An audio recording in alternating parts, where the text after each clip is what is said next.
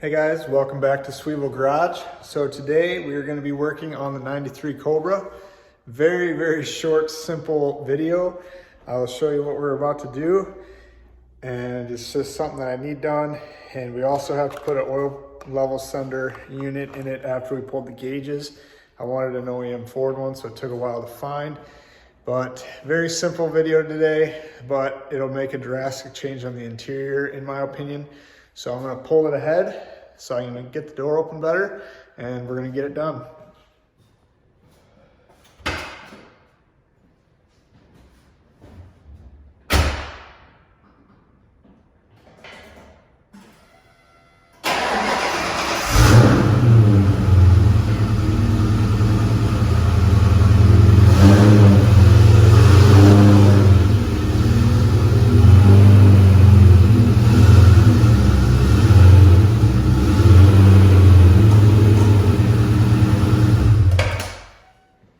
Now, just to clear it up for you guys that think like me, why did I start it instead of just pushing forward 10 feet? For some reason, I haven't had a chance to look at it yet. The previous owner did a 5-lug Cobra swap all the way around with the 03 Cobra brakes. So the back, when you have the e-brake on, you shut it off, it sticks like bad until you drive it like 10 feet. So now it's not stuck, but there's no way you can push it. So that's why I drove it. Plus I needed to start it. It's been like a month since I started anyway. So that is why I didn't push it. So let's get on to the video. Before we start, let's just admire how sexy the 93 Cobras actually are. As you guys know, I really wanted a teal one, but I'm not gonna lie, this black has grown on me so much that I don't even want a teal one anymore.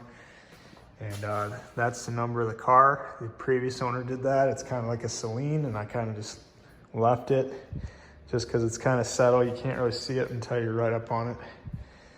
But this car looks so good in black. My buddy in town has a teal one with a 347 stroker. And see how it's leaking oil? That's because we got to put that thing in there or whatever. My buddy has a 347 stroker supercharged teal one in town that I offered him this car and 10 grand for, and he turned it down. So after I've had this for a while, it's kind of grown on me. So it is what it is. I like the black. And we're gonna get started with the video now. All right guys, if you are a previous subscriber and you watch my videos, you know that we did the steering wheel. I have it all done now and got that harness in there like I was telling you guys. So I'll show you what that turned out like. It looks like factory now. We had to modify that piece because it was off a GT and they have cruise control switches. But we got that done and now I got some nuts for it. So I got to bolt that on. So I'll do that quick. But this video, we are going to get rid of those gaudy pedals. Not only do they show the mileage of this car and how much it's been driven, they're just ugly in my opinion. I don't like a lot of Cobra emblems on stuff. It reminds me of like the new Shelbys and stuff, how they put Shelby everywhere and it's just gaudy. So I bought these off eBay.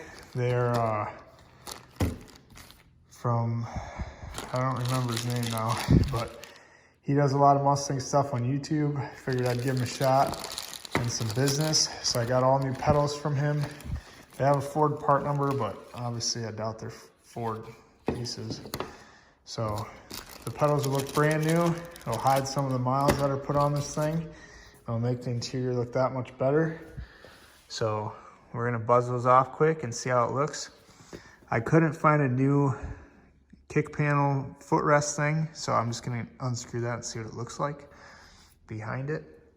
But here's a little before, what it looks like. And we're gonna see what it looks like once I get it on.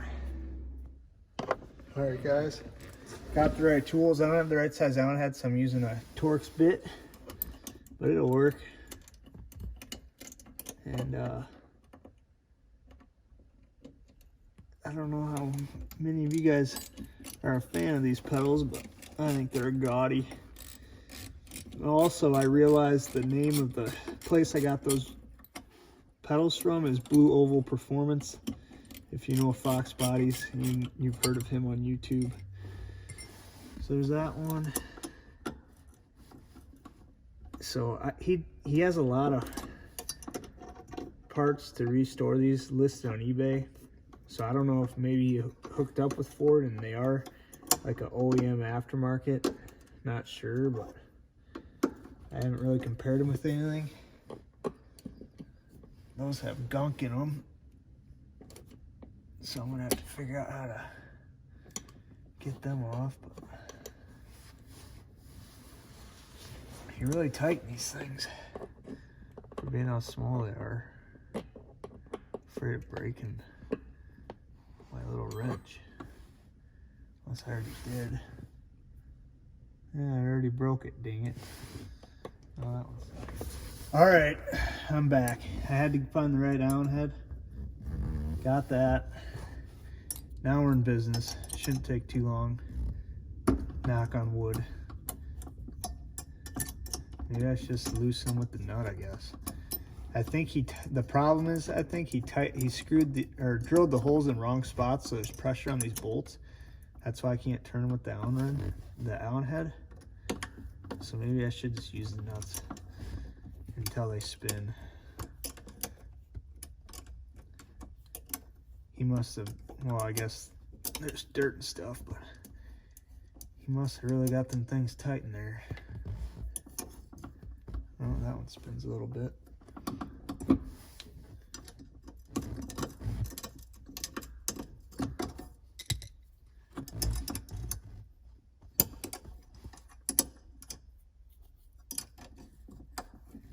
And now that I'm down here, I don't know if you can see it on the video, but you can see where your foot kind of hit the pedals. Now they're kind of wore out. I think I'm gonna hit them with some spray paint quick, just so they look a little bit better. It's all about small details. Don't really have to unscrew these since we're changing the whole pedal, but it might be easier for me to see the little pin that I gotta get out.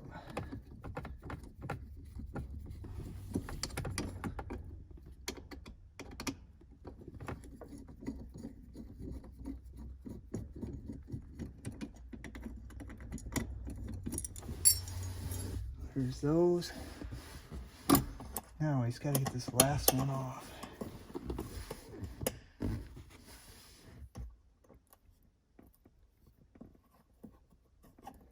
If you guys have a Fox sitting around that has one of these kick panel footrests in good shape, let me know. All right, guys, got these off. A guy walked in, got interrupted, so that's kind of why I ended it so quickly. But yeah, I am gonna need one of these. I thought he screwed it on over the rubber like the gas pedal, but he didn't. So I'm gonna need to find one of these. I don't think they remake a new one like the pads, but I'm gonna have to find that out. But now that I'm up here, I gotta figure out how these things come off.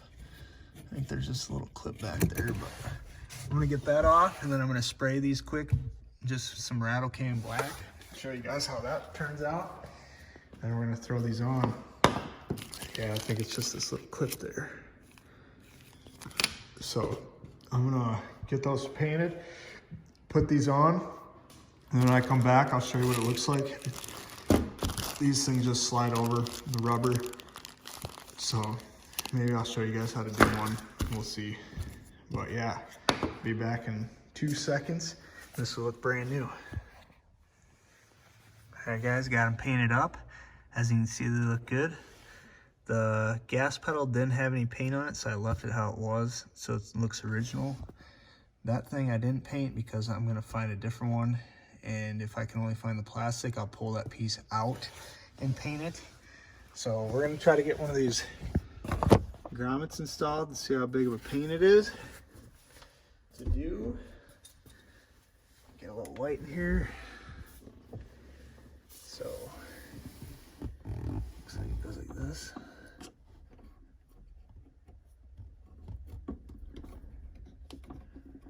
Just like that, pretty easy. So there's one. Oops.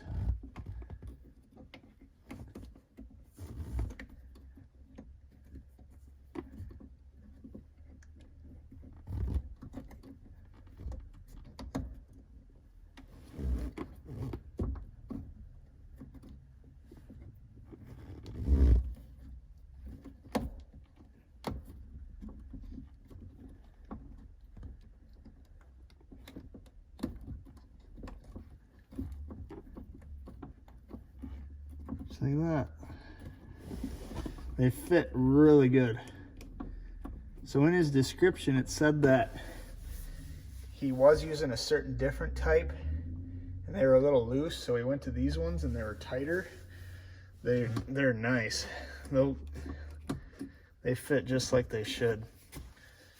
So, and then for the gas pedal factory, it had this like grooved thing that stuck in there. Is a super pain in the butt to get it off, to be honest. So that's that one. This is the new one. As you can see, can't like tell the difference at all. The original one has a part number right there, E5, so it says 95, so that's kind of weird, but this one, nothing.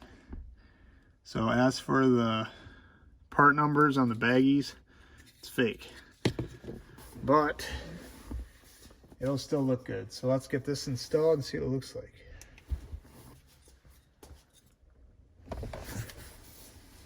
All right, here we go.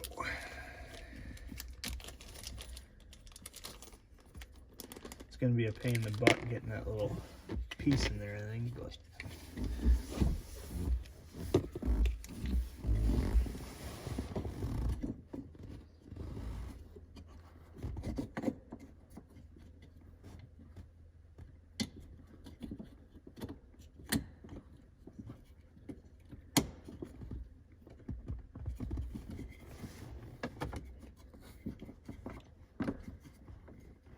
just like that. I just gotta get this little clip in there.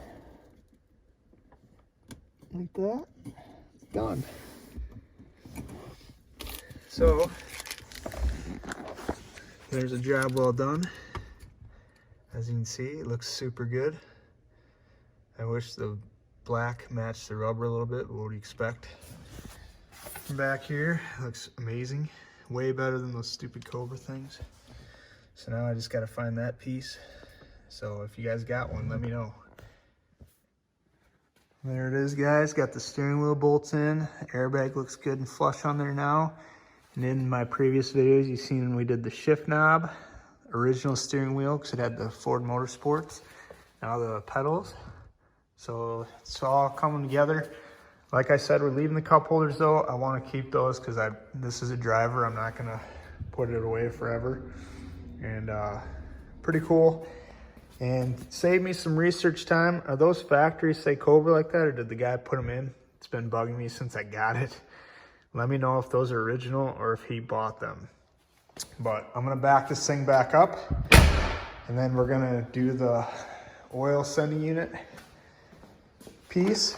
I think I just put a loose plug in there to get it parked back in here on that one video where we took the gauges out. That's why it's leaking on my floor there. So we're gonna put this thing in, get the gauge to work, and get that leak to stop. So that's what we're about to do now. All right, guys, got the hood popped.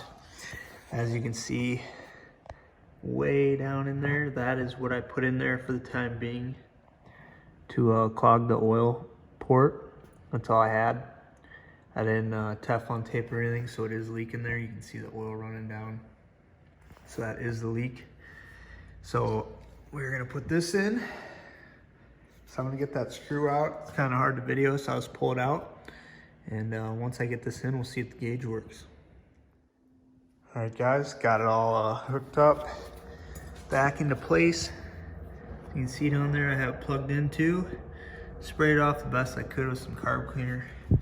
But I'll show you guys the part number over here.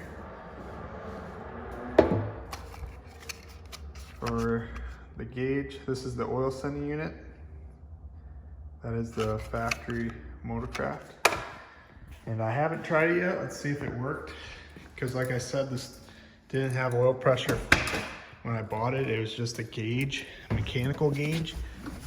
So let's see if it works.